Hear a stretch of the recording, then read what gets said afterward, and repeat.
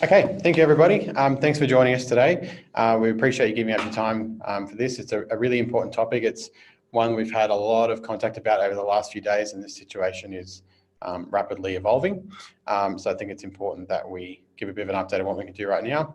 For those of you who don't know, my name is Patrick Connolly. This is Phil Davis. We're both business service managers here at Quantum. Thanks, Pat. Yeah, we'd like to welcome you all and thank you for the time in coming on.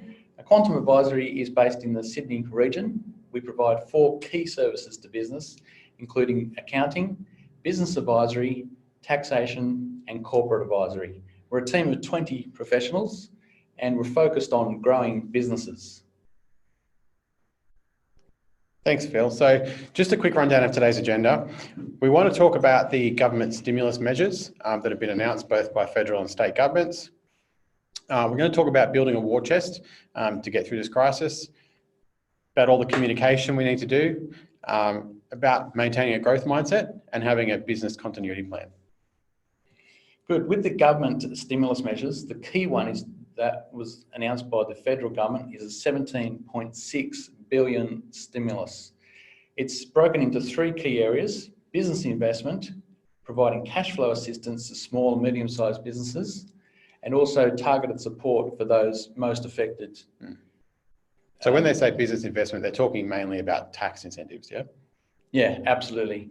And the other component is for households with a stimulus of $4.8 billion provided in a one-off payment of $750 to eligible households, which is basically those receiving government assistance, such as pensioners, social security, veterans, and other income support recipients. So hopefully for all our retail and hospitality businesses and a lot of other businesses too, we might see a bit of a boost from that. I think those payments, Phil, start coming out to people in the next week or 2. So hopefully we get a bit of a boost. Yep, no, that'd be good. It's designed to give cash to people to spend, and hopefully that small businesses will be a key beneficiary of that.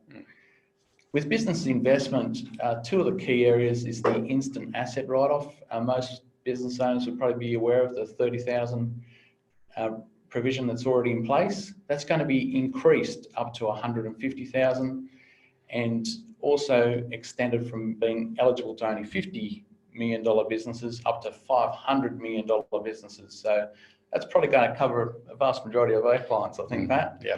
And it's the effect of the instant asset write-off is that you claim the investment in its entirety in the first year. So that's the 2020 financial year. It's critical that the assets are both installed and ready for use before 30 June 2020. The second component is the accelerated depreciation. So this is going to be available up until 30th of June 2021. It's not capped with the $150,000.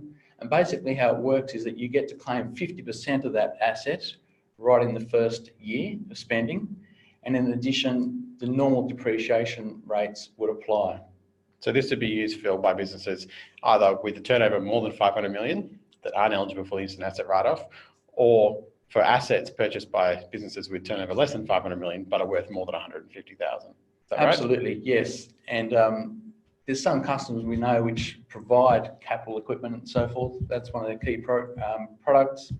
Highly recommend you utilise this to the fullest extent. Let your customers know. Yeah. Some important considerations. It's only applicable to depreciating assets. So there's some assets that are excluded, horticultural plants, capital works in particular. So it doesn't apply to building construction costs, for example, and also leased assets. There's no point spending it just to get the incentive, is it? So it's a tax reduction. But if you know that you're already expecting a significant downturn due to the current economic climate, think twice before just going ahead with the instant asset write-off just for the sake of it. So I guess I would say, Phil, you probably need to know when you're making that decision about whether to purchase equipment or not, what the impact of that purchase is going to be on your cash flow. If you're financing that equipment, is the cash flow that it's going to generate going to be enough to at least pay the repayments? Or is it going to be a net drain on cash flow? Or is it something you can't finance? In which case, like you said, you'd have to make a decision about whether the trade-off for having a future tax benefit next year is worth letting go of your cash right now. Absolutely, yeah. Even if you've got cash in the bank, the last thing I'd be doing is forking out a lot of cash on assets at this stage. Financing would probably be the best way, wouldn't it, for clients? It's only going to be beneficial if you've got profit. So for businesses already with struggling, again, this is not for you. Yeah. It's a reduction in your tax. And beware as to luxury vehicles. So currently there's a threshold limit of around $57,581, which applies to cars and four-wheel drives. At this stage, it's not clear as to whether the $150,000 will apply to the full vehicle purchase or whether you'll only be able to claim that lesser threshold. We'll probably have to wait for the legislation, I guess, to clarify that for us. How can you turn this to your advantage? If you can get the tax deduction, if you can decrease costs, increase productivity, efficiency by purchasing some additional plant and equipment, this is ideal and you should utilise it to its fullest. If production is currently constrained, would a new machine increase your turnover and reduce your lead times? So look for whatever opportunities there may be in these new initiatives. Yeah, absolutely. Cash flow assistance. The primary focus of this is in relation to employers who employ staff. So it's between $2,000 and $25,000. It's based on your PAYG from your normal gross wages. It's eligible for businesses with a turnover of less than 50 million. Who employ staff between the 1st of January 2020 and also 30 June 2020. It's not a direct cash payment, but will apply as a credit, probably to your BAS, so reduce the amount you've actually got payable. Even if you don't withhold tax, but you do still employ, so that is you're still paying some wages, you'll be eligible for the $2,000 minimum payment, and that will be applied to your March 2000.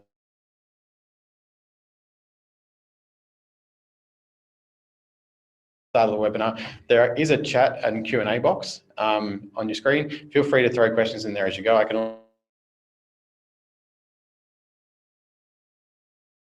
Yep, feel free to ask questions. We're here to support.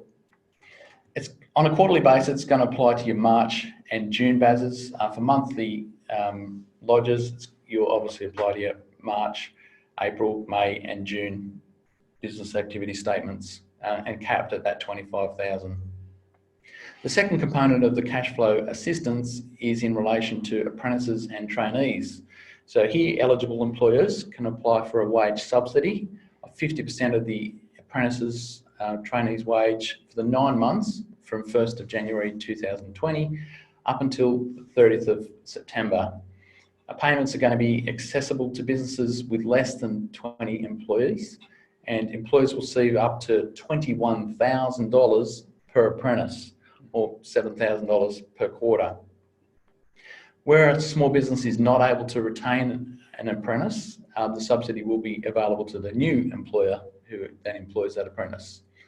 Also, for employers of any size or group training organisations that re-engage an eligible out-of-trade apprentice or trainee, they'll also be eligible for the subsidy. It's expected that employers can register for it as early as next month, and your final claims for payment must be made before the end of the calendar year, 31 December 2020. Another area of the cash flow assistance is to those businesses are most affected by the current economic circumstances. So I think tourism, agriculture and also the education was specifically mentioned. This is a $1 billion package to help support them, and it's designed to help them look for alternatives, export measures and supply chains, and also to promote domestic tourism.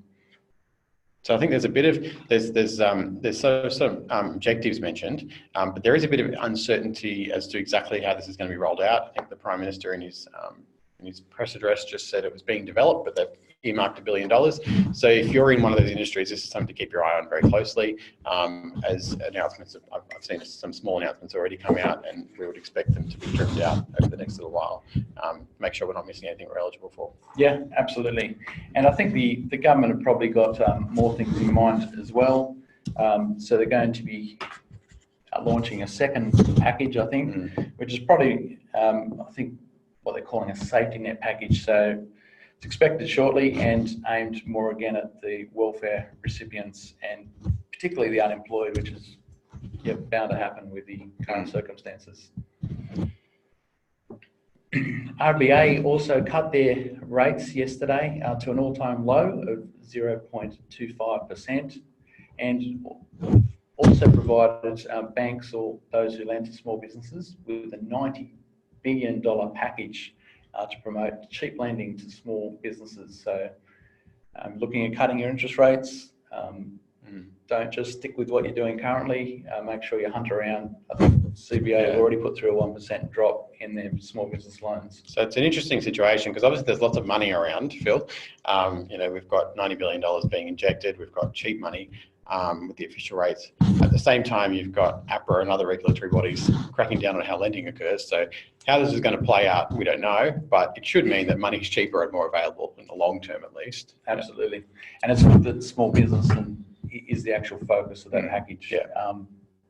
The Morrison government chipped in with a further $15 billion as well to help support that initiative. On the actual states, they've also launched their own stimulus packages. New South Wales, payroll tax assistance with a waiver of payroll tax for businesses with payrolls up to 10 million, which again is going to cover a vast majority of our clients for 3 months. That is the rest of the 2020 financial year. And also expecting to increase the threshold up to $1 million up to the 2021 financial year. There'll be also reductions in fees across a number of small businesses, primarily bars, cafes, restaurants, and even some tradies as well. And also investing in infrastructure maintenance, bringing forward some of those programs that to help strengthen the economy. ACT, I think they're hoping to announce theirs shortly if they haven't already.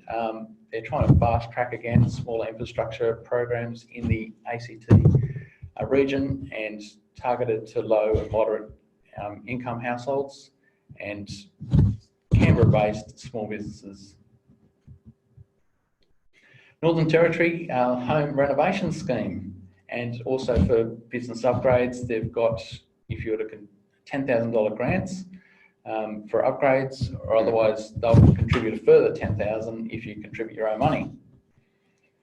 Queensland, again, payroll tax assistance. This seems to be a fairly common theme, doesn't it? Initial 6 months payroll tax deferral extended to small businesses, and businesses will not need to even lodge or pay payroll tax returns up until the 3rd of August 2020. A loan facility, $500 million, that's again created to support businesses, comprised of loans of up to $250,000 with an initial 12-month interest-free period for small businesses to help them retain staff. In addition, there's also industry grants, market diversification of up to $50,000 for agriculture, fishing and food exporters. South Australia. Getting around the country here, Phil. Yes, we've got most of it. I think Victoria is probably about the only ones that haven't announced theirs yet, I don't think. South Australia, again, focused very much within the state, announcing specific projects to help promote infrastructure and investment, and also an emphasis on local employment and materials. Tasmania, interest-free loans. Again, we've got, in addition to the federal government, it seems to be a fairly common theme with each of the states supporting. So $20 million interest-free loans available to small businesses in hospitality, tourism, seafood production and export sectors. Businesses with a turnover of less than $5 million will be eligible. So just those small micro businesses, I guess. The loans are intended to be used for purchasing equipment and also for restructuring business operations. Also, I think they've got a payroll tax waiver as well. Employment incentives, so new small business grants program of up to $5,000 for businesses that hire an apprentice or a trainee in the tourism, hospitality and construction and manufacturing industries. So this will be in addition to the federal initiative. Also a youth employment scheme, so encourage businesses to hire younger people 24 and under by offering them a rebate on the payroll tax for 1 year if the person is hired between April and December 2020. Also, I think they're injecting a further 50 million into maintenance of public buildings and basically just trying to... That's big money in Tasmania, Phil. Yeah. Absolutely. Yeah. So Victoria, as we said, coming soon, yet to be announced, but hopefully we get some info through soon. You'd think they'd be under some pressure now to announce something. Yeah. WA, a $607 million stimulus package, again with the payroll tax grant for small and medium businesses. Payrolls between 1 million up to 4 million will receive a one-off grant of $17,500, and payroll tax threshold is going to be brought forward 6 months. So it's going to apply from a $1 million threshold will apply from 1 July 2020. A business is paying less than 7.5 million in taxable wages each year can apply to defer their payroll tax payment up until 21 July 2020. So we've got linking with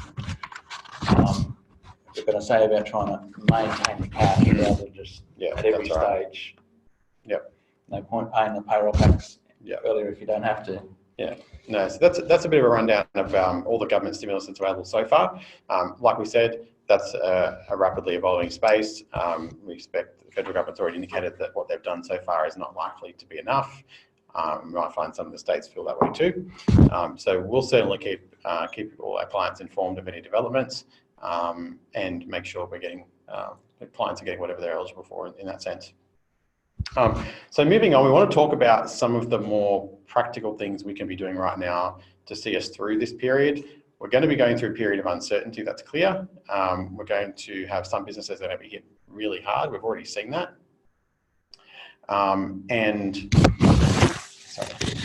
We've already seen some businesses being hit really hard. We've seen some businesses that I'm talking to saying, just looks a little bit bleak out there, but no, nothing big yet. But whatever you are, whatever industry you're in, I think it's safe to say there will be an impact. This is going to be a widespread economic downturn at some point. Nobody knows how big that is. So the first thing that we need to do going into this period is to build a war chest. So we want to consolidate our position. We can survive for a while without cash, without profit. We can go for a while without profit. The main determinant of your ability to withstand any downturn is going to be cash. How much cash do you have in the bank? When are you going to run out? So when we say consolidate your position, what we're saying is regroup, see what you got, pull in all cash you can. Don't let any cash go you don't have to. Find cash to bring in from wherever you can get it, essentially. So a few things we can do right now. We can renegotiate debt. So talk to your lenders and financiers, banks, whoever it is, and say to them, I don't want to pay any repayments for a while. CBA came out on the front foot and said they're going to defer business repayments for most products for 90 days. I wouldn't be surprised if the other major banks follow suit. But even if you're not with one of those major banks, whoever you're with, I'd be talking to them now and saying, look, we don't know what's going on. We don't feel like we're comfortable. We want to talk about deferring repayments and just see if you can get a few months out of them. Even if you don't need it, better to have the cash and have too much cash in the bank than to be struggling later. And you're in a much better position to go and have that conversation now than if we leave it a month or two and things actually are coming to the crunch and you're you're not nearly as good a prospect for the bank to be extending further credit to at that time. And that sort of leads on to the next point there, seeking new sources of funding. So this is about talking to your banks as well and saying, we want to increase our overdraft, we want a line of credit, whatever it is, whatever product, however they want to give you money. Just getting any source of funding you can now, getting it lined up, even if you don't think you need it, so that you've got it there well in advance of whatever might happen. The banks respect businesses being proactive, don't they? Yeah, you want to be on the front foot. You want to be honest and transparent with your lender. You want to say, this is a situation, we think we're okay, we just want to have some extra comfort. I think also there's going to be a time in a week or two, even if it's not happening already, where they're going to be hit by a bit of a rush of people who are in trouble. And then those bankers are going to spend all day, every day on the phone trying to sort out messes. If you can get ahead of that, jump the queue and sort out what is not a mess, but it's just a request for some extra funding, you might be in a much better position than if you wait and see how you go. Yeah, sound advice. The next point there, use finance and premium funding for all new commitments. So like we said before, I would be rethinking any capital expenditure now anyway. As we said, the first thing we said in this section is we can survive without profit, we can't survive without cash. If the cash doesn't need to leave the bank, it shouldn't. But if there is assets you're committed to, or if there's large expenses that are recurring, whatever it is, look at if you can use finance or premium funding. Look at how you can pay for whatever it is without spending any of your own cash right now. Yeah. Living within their means. Yeah, and that, you know, looking at your expenses as well.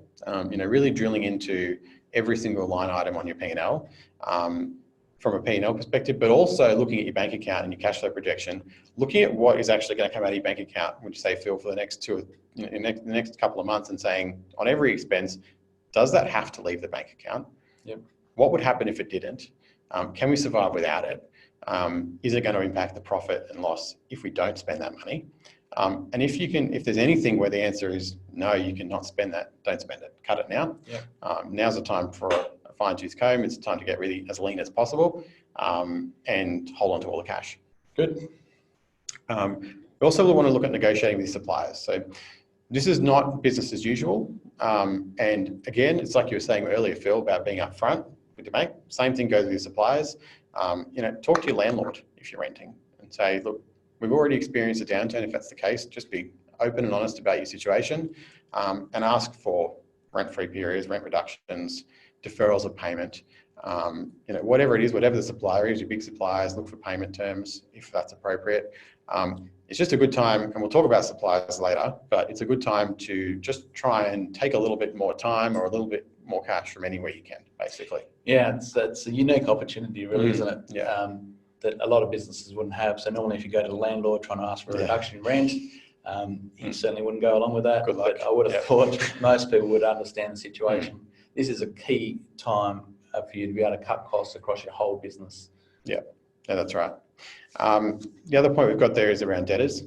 So don't let go of your credit control now. Now is the time to be on top of your credit control, to follow your debtors processes, tighten everything up, be the squeaky wheel, you know, be the first person in line, the first person with your hand out, make sure you get paid. This is all going to come down to cash. Yep.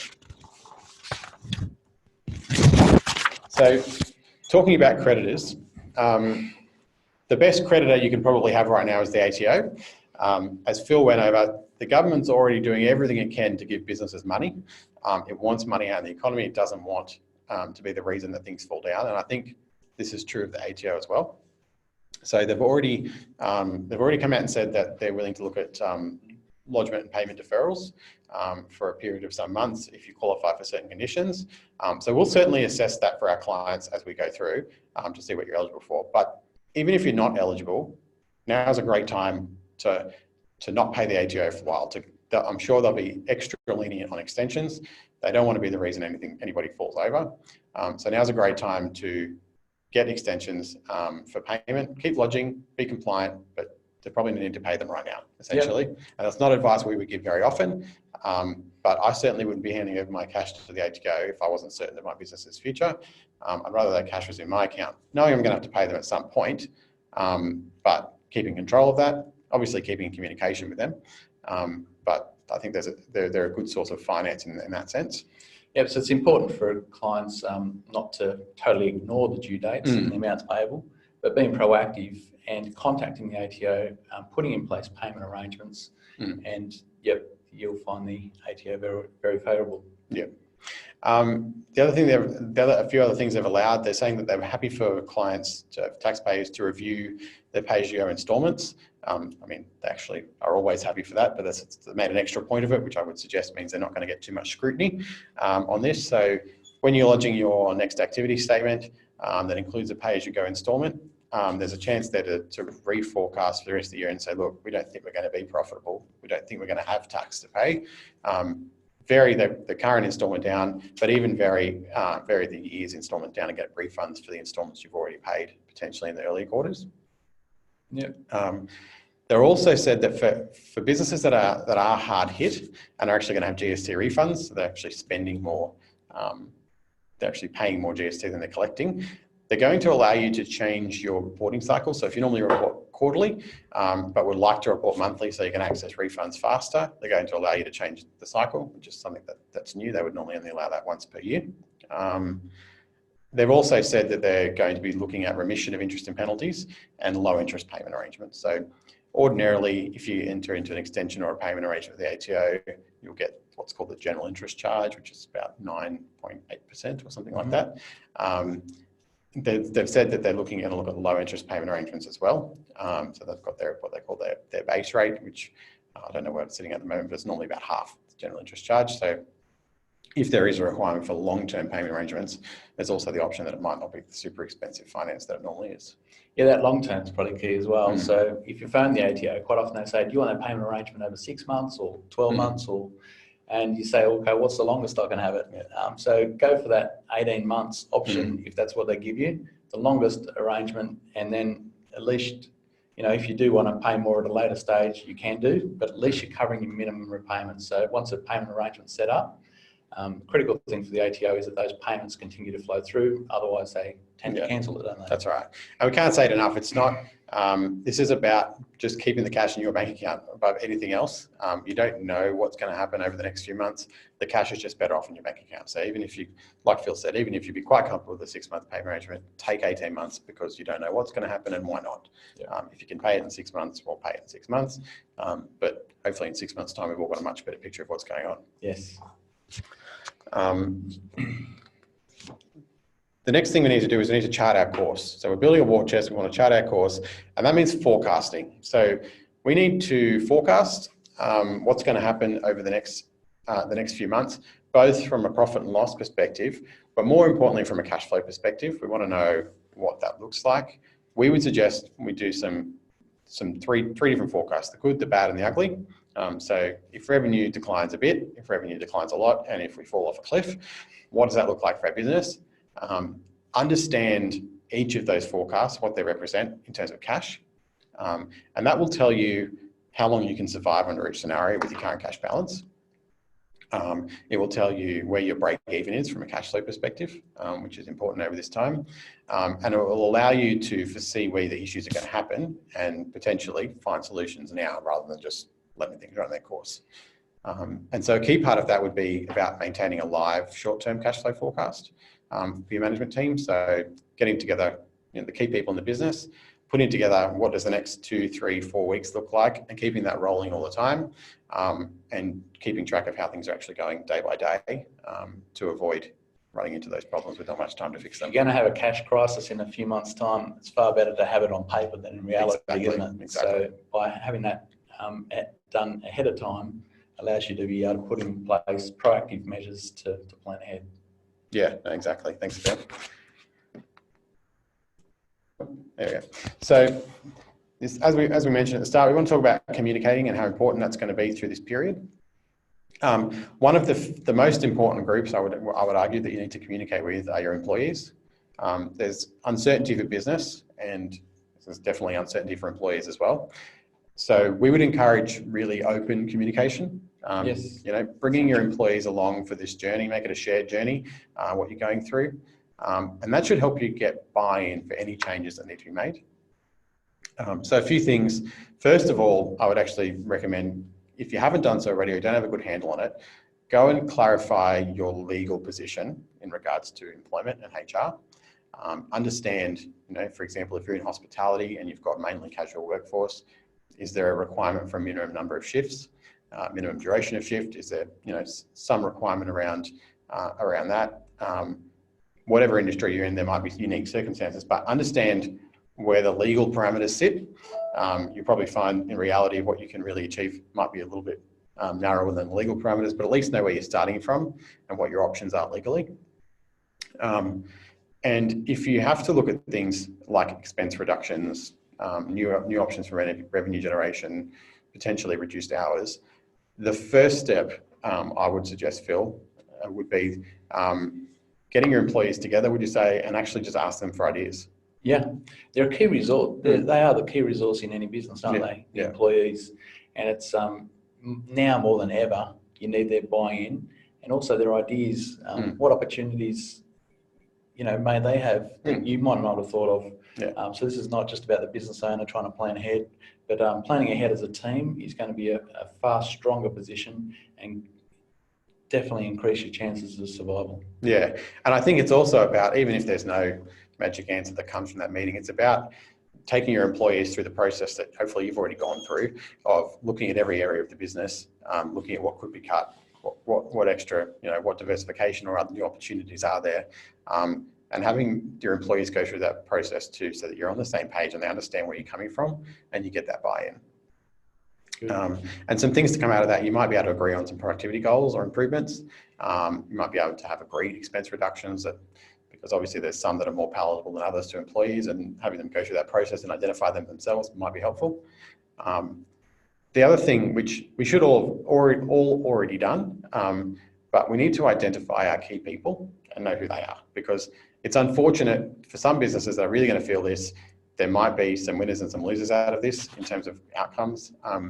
And we need to know who our key people are, who we can't be without, and what it's going to take for them to come along and ride with you. Some practical things as well, which, these are some practical policies which we're not going to go into detail on advising you on, but just to make sure that we're all thinking about it at least.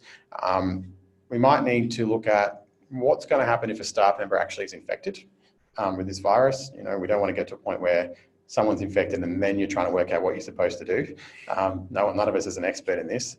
So you need to know for your workplace and industry what needs to happen if someone's infected. What are the steps you take? So get a plan together ASAP for that. Depending on your business, do you need to look at working from home requirements for people? Are people already set up, or do they need to be set up to work from home? Is there new technology we can leverage for meetings and events? And do we need to cancel any meetings and events? All these things which we might not have considered before all need to be planned and thought through. Yep. Innovative ideas.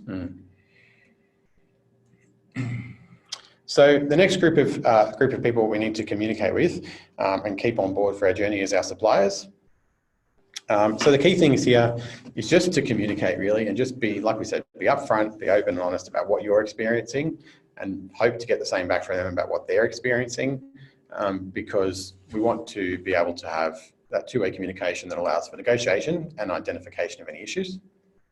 So it's really about looking for supply chain issues. So, are your suppliers going to have issues servicing you? Do you need to be looking at alternative suppliers?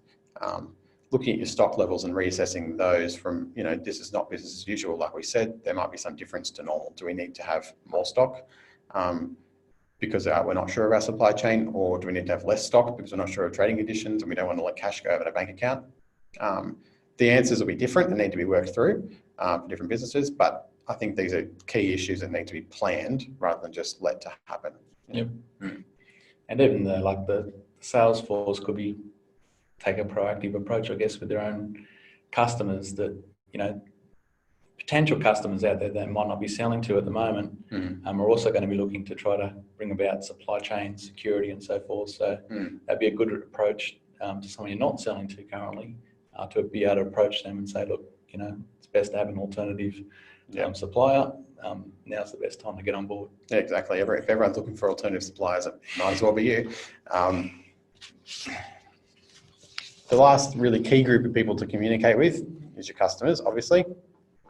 So shine in tough times and you'll reap the benefits later. And what we mean by that is be reliable. Don't let your customer service suffer.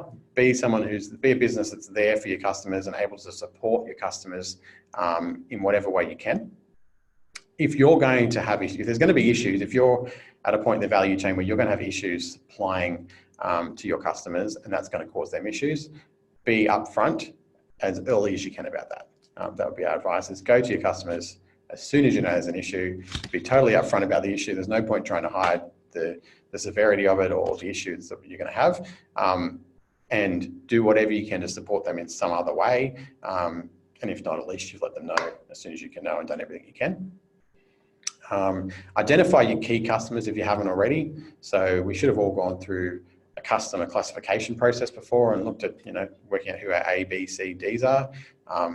This might be a time when you've got to make some choices, and you need to support your A clients and your B clients, and make sure that your best clients are not seeing any difference from you, and they're seeing you shine in those tough times. Yep.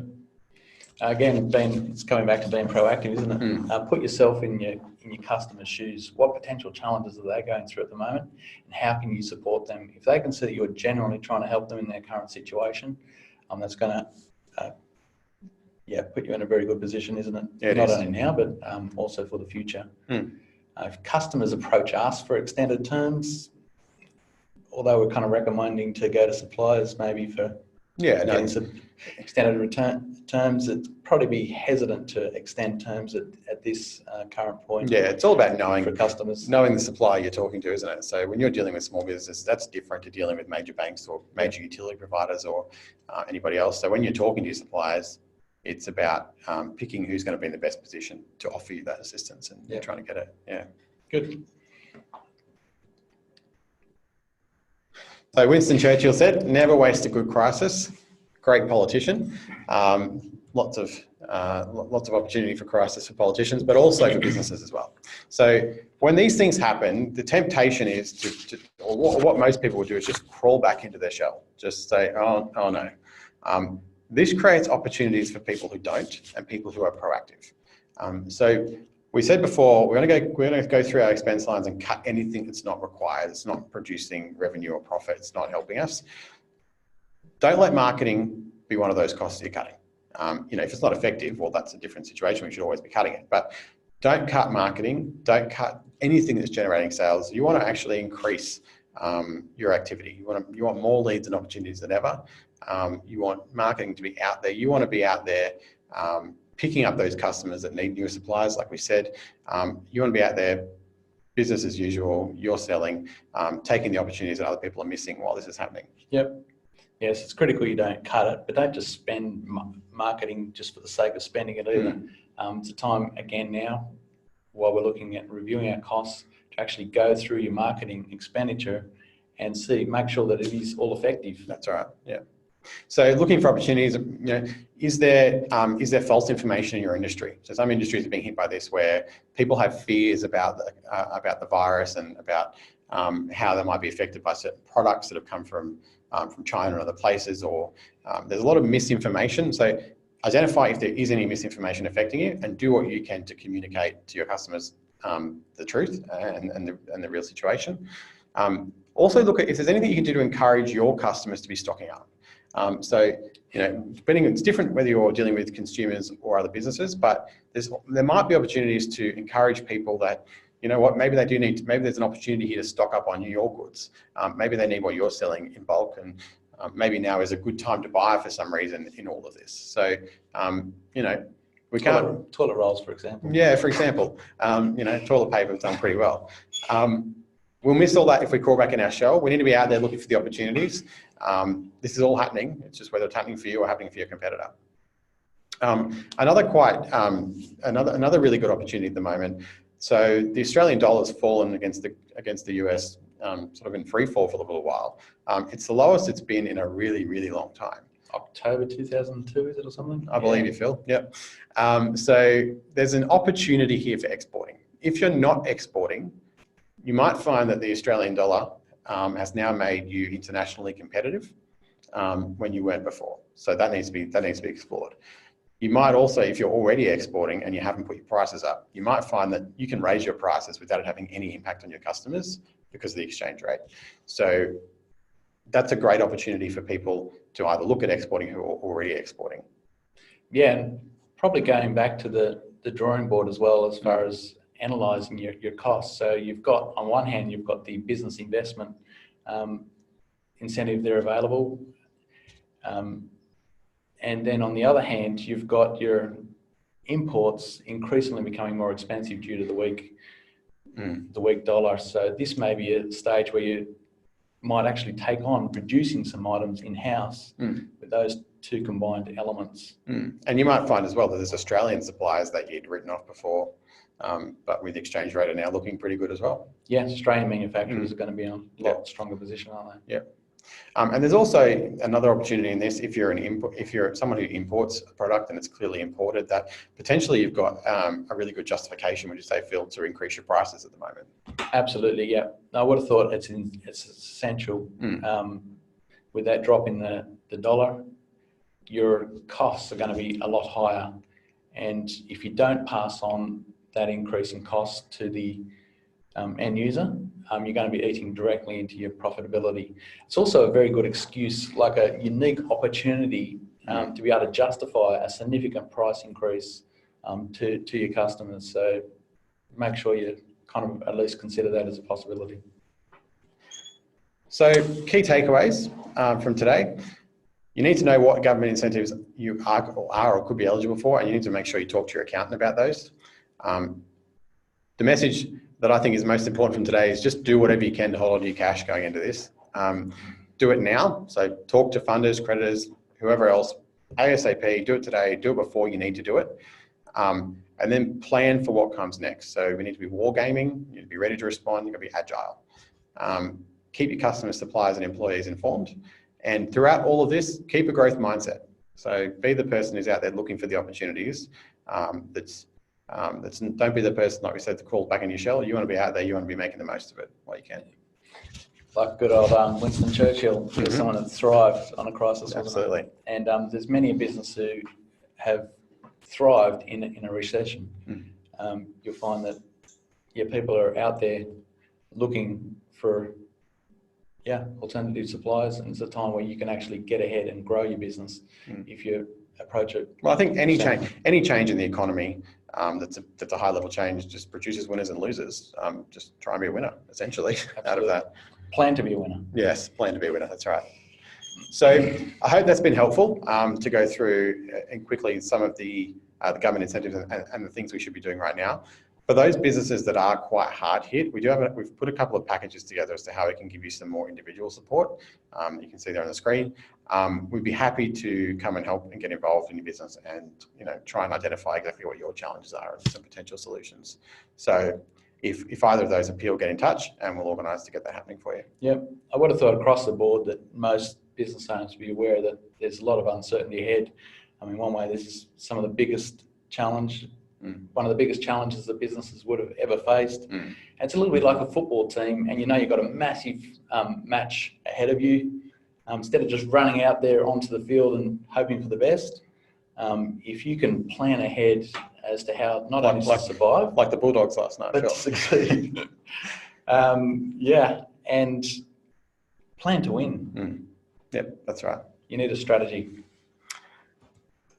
Okay, so we do have quite a few questions that have come through, Phil, so I'll just sort through these. Bear with me. So the first question we've got, does the pay-as-you-go rebate apply where employees have opted to have extra tax withheld? Yes, as far as we know, there's no actual conditions on that. Applying to the PAYG withholding. And so for some micro businesses with maybe just one or two employees, they may even want to consider paying additional wages or withholding additional tax during that March and June quarters to maximise that $25,000. Yeah, that's potentially an option. Could a copy of this webinar be made available to participants? Yep, we'll send a recording out afterwards. Good. Is the New South Wales payroll tax assistance a deferral or a waiver? So you might have to correct me if I'm wrong, but my understanding, Phil, is that they've deferred the implementation they've brought forward the higher threshold, is that correct? So the $1 million threshold is going to apply from the 2021 financial year. Yep. So that is from 1 July. But yeah, a waiver of payroll tax for businesses with payrolls of up to $10 million. For just these 3 months, so April, May and June. So that is a full-on waiver. Yep. Yeah, that's great. So I've got another one here. Can you explain the difference between the instant asset write-off and the accelerated depreciation? Yeah, absolutely. The instant asset write-off, it's something which you'll take advantage of in the 2020 financial year. So if you're to spend $120,000, you'll get an instant deduction for that full amount off which comes directly off your profit. So normally you'd only be claiming depreciation, so just a part of it. Whereas that instant asset write-off, you can claim the whole lot in this current financial year. The accelerated depreciation is different in that it applies firstly up until, and for another financial year, so up until 2021, and it allows you to claim 50% of it back straight away. So instant asset write-off is 100%, the accelerated depreciation is 50% upfront, and also the normal depreciation. So just to use an example, if you brought an asset for 200,000, for example, and you'd be able to claim 100,000 of it as being the first component, and then if your depreciation rate was say 10%, you'd claim 10% of the balance. So that would be the 10% times your 100,000 would give you $10,000. So your total claim in that first year would be $110,000 on a $200,000 purchase. I think potentially the simple answer to that question too, Phil, would you agree, is that if you're, in most cases, if the asset's under $150,000 and you're eligible for that, that's going to give you a better result just to use the instant asset write-off.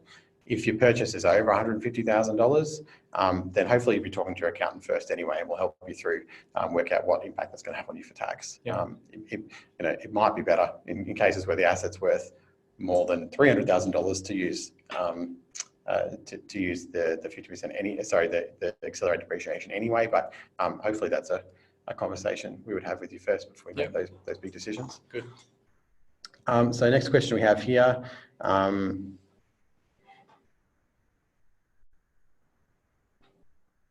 Can Quantum assist us with forecasts to achieve accuracy? Absolutely. Yeah, for sure. We've got tools we can help with that, and we're certainly always here to help with helping with the forecasts.